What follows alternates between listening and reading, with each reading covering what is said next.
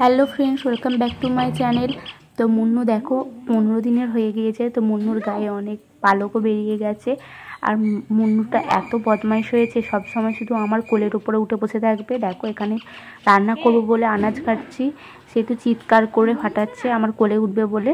দেখো আমার কোলের উপরে এসে দিয়ে আমি যেই ওর নাম ধরে ডাকছি কি মুন্নু, তখন এবার ঘাড় নেড়ে নেড়ে কেমন সাড়া দিচ্ছে দেখো।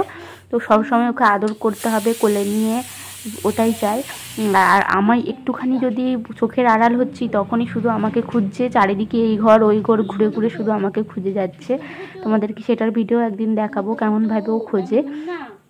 আর এইভাবে ওর নামটা এত চিনেছে, ওর নাম ধরে ডাকলি শুধু সাড়া দিচ্ছে।